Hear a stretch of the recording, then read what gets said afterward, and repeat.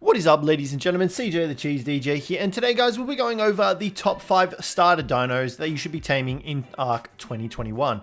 So, guys, this list is compiled from a lot of tames, well, 5 tames to be exact, and I've tried to do one for each map, but it is a little bit difficult, so bear with me here on this one. But nonetheless, let's jump straight into the video, and make sure you leave a like as we go through the video. Now, guys, coming in at number 5, we have the Iguanodon. Now, the Iguanodon is found on most maps. It is a very simple tame to get. All you need to do is simply bowler it and knock it out. And if you shoot it in the head, it does take a slight multiplier as well, but you've only got 30 seconds with your bowler. If it does break in that time and you haven't managed to knock it out, all you need to do is chase down the Iguanodon and have another bowler at the ready in order to bowler it again. It won't get aggressive on you after the bowler breaks. It will just try to run away from you. Even if it does get aggressive, if you even have flak armor or even hide armor, will be enough to protect you from the Iguanodon. So you don't really need to even worry about taking damage from it because it doesn't deal that much damage, and you can see here that when the bowler breaks, it will just run away from you. So all you need to do is make sure that you have another bowler ready and some extra trank arrows to actually trank this guy down. Now you can see there it is knocked out. It is a very simple tame. All you need are Mejo berries in order to tame it, so you'll be able to get plenty of those when you first start off ARK by gathering them, but this guy is your first sort of herbivore, so he'll make gathering berries a lot easier for you. Now, as for his saddle requirement is level 30. That might seem like a daunting task, but it is relatively easy to get to level 30 in ARK doing a couple of note runs. And his saddle is also very cheap with fiber, hide, and wood needed. You don't need a smithy or anything like that to actually craft it either. It can be crafted straight out of your inventory. But guys, you can see here is a tamed one, fully tamed up, and these guys are awesome. So these guys have unlimited stamina when they are running in their quadrupedal form. They will not run out of stamina ever while running in this form. You can buff their movement speed to make them go even faster, and they do have a bipedal attack, which allows them to attack and to harvest berries in the area. So whenever you're walking through bushes or anything like that, you can harvest berries in the area. So, you know, for your first sort of herbivore tame, this guy is great. He'll be able to get away from any predators you don't want to fight, able to harvest a ton of narco berries for you to be able to make more narcotics in order to tame more carnivores, more herbivores, whatever you want. He does also have the ability to jump as well, and you can toggle between the quadrupedal and bipedal form whenever you want. Now guys, as well as this, the Iguanodon has the ability to turn berries in its inventory into seeds, and all you need to do that is to access its radial hotbar, and you can see there seed fruit in inventory, which will cause all the berries to turn into seeds, which you can plant in your gardens and in your crop plots and allow you to grow multiples of that very plant. You can also use these seeds to feed gachas and use it to feed whatever eats really berries.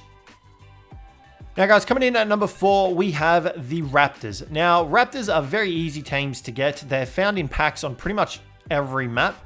And all you need is a couple of trank arrows. You don't even need a crossbow. You can use a normal bow. You can even use a club if you find a low enough raptor. And all you need to do is bowl them and shoot them in the head. Now, do take note that you will probably need multiple bowlers, as these guys are found in packs. So if you do get swarmed by them, you'll need to be careful. But literally all it takes is like 3 or 4 trank arrows and you'll have your own raptor knocked out. Plus, if you do manage to bowler the rest of the pack, you can knock those guys out as well, because their torpor is really low.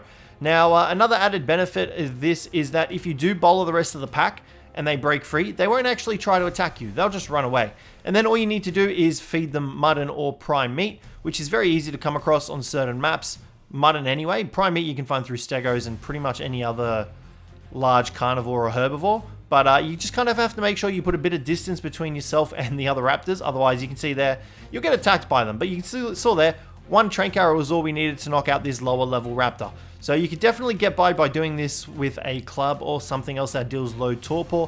And all you need to do then is simply harvest up some mutton or some prime meat and you'll be good to go. They also tame up really quickly, and their saddle requirement is only level 18. And once again, you don't actually need a smithy for this either. It's only a little bit of fiber, hide, and wood, and you can easily get some raptor saddles onto your boys. Now, the only downside of the raptors is they do have a little bit of low weight, but you can see that they do tame up very quickly. Now, once you've tamed up your raptor, these guys have quite a few abilities. They have the ability to jump. They can run relatively fast. They do get a pack buff as well. If you do get them in a pack, you are able to do a little bit of a roar that causes them to deal a little bit more increased damage. And they are very good first tames to get around the map. like regardless of what map you're using them on. They do have a pounce ability as well, which you can actually use to pounce on smaller creatures, like dodos, Phiomias, and all that sort of stuff. Anything really smaller than a Phiomia you can pounce on without too many issues. Even Parasaurs, I believe, you are able to pounce on with the Raptor. But if you get a pack of these guys, you'll be able to go toe-to-toe with Carnos, Rexes. Granted, after you have given them a couple of levels, because they don't have the greatest amount of health. Generally, when you'll tame a Raptor, they'll be under about a 1k health, depending on the level. If they are above level like 150, they will have a bit more than 1k health. Now, coming in at number 3, we have the Sarco. Now, the Sarco is sort of your ultimate aquatic and land starter tame. This guy can go in both. He's able to hit very hard. He's very kiteable as well, which makes knocking him out, I'm not going to say super easy, but a lot simpler. You can see here we are running circles literally around this guy, and we are able to shoot trank arrows into him. The only downside of the Sarcos is that they'll tend to aggro on, well, as you can see, pretty much anything and everything that they think they can eat. And this guy was unfortunate enough to fight some trikes. But like I was saying, you can easily kite these guys around so that you don't actually take any physical damage from them, and you will still be able to knock them out. Now, obviously, when their torpor starts getting higher, they will start to run away from you, and at this stage, you might need to chase after them a little bit, because they might go into some water, which could be dangerous for you. But depending on the level of it, you can see here that we did get it knocked out successfully. The saddle requirement is level 35, which it does require cementing paste, fiber, and hide, but in all honesty, it is worth it, because the Sarco is kind of like your bridge between the land and the ocean, regardless of the map that you're playing on. Once you get a Sarco, you'll definitely feel confident enough to go into the ocean and start cruising around there looking for tames, dealing some damage, because they do hit pretty hard. Now, in terms of taming a Sarco up, all you need is raw prime meat or mutton, and that'll allow you to tame these guys up. Once you've got your Sarco tamed up, though, you can see here that he is a very fast swimmer. You can take him on the land, and he's great for kind of navigating the waterways of really any ARK map. You've got Aberration, for example, the island, even Genesis 2 that have a bunch of rivers located throughout them, and the Sarco actually allows you to swim super fast through them. He doesn't have an oxygen stat either, which allows you to stay underwater indefinitely as long as your character can hold their breath for that long. If not, you do have oxygen tanks that will allow you to stay underwater, and he can deal damage underwater, and it's not small amounts of damage, it's relatively decent amounts of damage. He does also have the capacity to attack while moving as well, as you can see there. And yeah, he's super fast in the water. He can easily outswim most of the actual aquatic tames. So like Bazzies, Megalodons, even like Moses, the Sarco is able to outswim. So that's why I say he is a good bridge between sort of the land and the ocean. He does also have a barrel roll attack, which will enable you to actually barrel roll smaller tames, like the dodos and other enemy players and stuff like that. But yeah, the reason you want to take this guy into the ocean as well is because, like I said, he is able to outswim most of the aquatic tames under there. So if you are having trouble finding them, you can get away from them. He does also have a swivel attack, which allows him to pretty much pivot on the spot and attack stuff. If he's getting attacked from like behind or on his left side or his right side, he is able to spin around and actually eat those guys as well. Now, another aspect of this is that you can actually have another player standing on the back of your Sarco, and as long as he's swimming along the surface of the water, the Sarco acts as a raft. So he's really good for that as well. Now, coming in at number 2, we have the Direwolves. Now, the Direwolves are located on a couple of maps. They're located on Scorched Earth, the Island, Genesis 2, and Genesis Part 1. And you can see here, they fundamentally are the same as Raptors. You can bowler them and use trank arrows to knock them out. You just kind of have to avoid the other large predators in the area, like this Rex next to us. But you can see here, we did manage to successfully bowler all 3 of the Direwolves. And yeah, they've got the same sort of mechanics as Raptors. Shoot them in the head, you can knock them out. They will get aggressive after their bowler breaks though. So if you've got a pack of them, you will need to be careful of that. Now, another method that you can use is to build a trap. These guys, you could literally get away with trapping them in a 1x1. However, if you do have a pack of them, you will need to be careful because obviously you're going to have multiples. But all you need to do is simply walk up the stairs and kite them in. Now, obviously, you can see here the one that we were kiting didn't really want to follow along, but as long as you've got a little bit of upgraded movement speed, you should be a-okay in order to kite these guys into the traps. And as you can see, everything is going absolutely horribly wrong. We're getting attacked by raptors, we're getting attacked by scorpions, and they're invading our trap. So you want to make sure that you are sort of prepared for this. If you do try to go for direwolves, just make sure that you clear the area around you. And you can kind of see here that I just had a bit of enough of everything trying to kill me.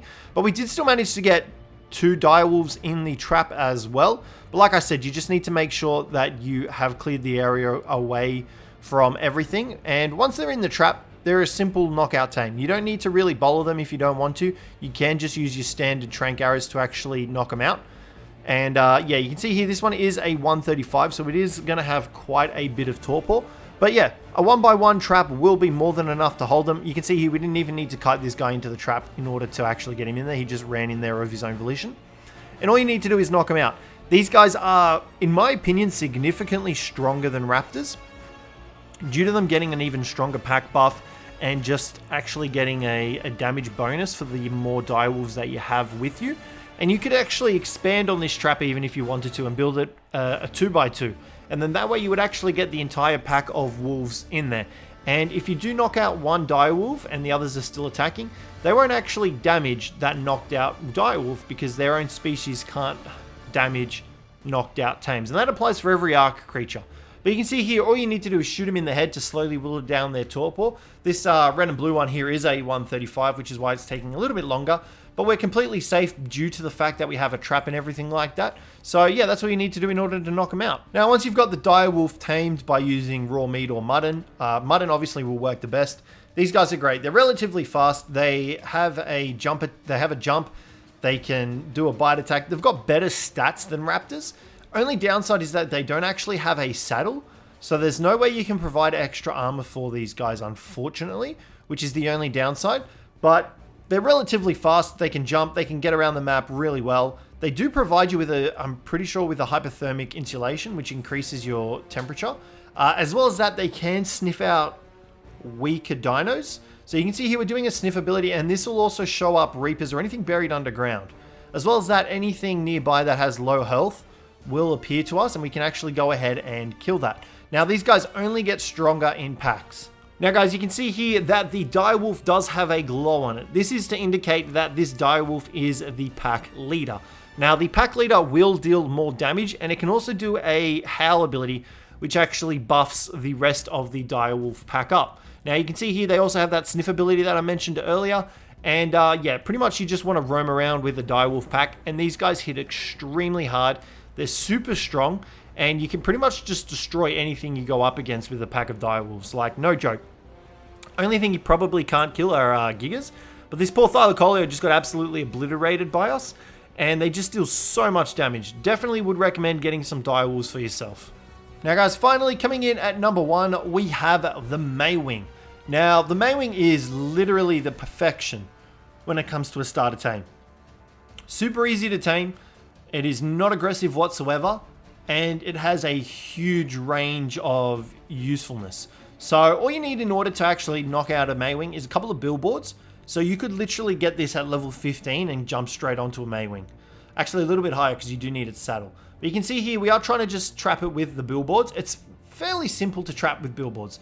There are plenty of other ways you could go about doing it, but they are all much more difficult than using the billboard method. All you need to do is simply follow around your Mei Wing until it just stops walking, and then you just need to whack a billboard over the top of it, and then follow that up with another billboard a little bit further down, and boom bada boom. Just like that, you've got yourself a trapped Mei Wing. Super easy to trap, and you can tame them from there. Now, you can add extra billboards if you really want to, just for the extra security, because the moment you attack the Mei Wing, it will take off and try to get away from you. However, the billboards prevent this, which is why I would recommend using the billboards. Now, you can see here, they do make it a little bit buggy sometimes where you can't actually hit the Mei Wing, and that's no fault of the Mei Wings. It's just ARK's really funky design. You can see here the Mei Wing is trying to take off, but we've pretty much isolated it in these billboards. Now, Mei Wings have super low torpor, so literally all you would need is like 2 or 3 trank arrows, depending on the level of the Mei Wing, and just like that, it's knocked out. Now, this guy is omnivorous, so you can feed it mutton, you can feed it berries, you can feed it fish meat to tame up. Whatever you want, whatever you have on hand, meat will work the best, so mutton and prime meat will tame it up the quickest. But these guys are super simple to tame up. Now, once you've tamed it up, their saddle is required at level 19. So you can learn their saddle at level 19. You will need a smithy and a bit of cooked metal though. So do keep that in mind. But honestly, the cost of the saddle is well worth it. Because the Mei Wing is an incredible starter mount. And honestly, this is why it's at the #1 spot. Just because of how useful it is in literally everything you do. Like, this guy is even endgame stuff. You start off taming him early, and you can easily carry this guy over to the end game of ARK because of his usefulness. I should say its usefulness, because it doesn't have a gender. So the perks of this as well is that you can actually tame up multiple Mei Wings and then breed them with each other. And both the Mei Wings will produce offspring as well.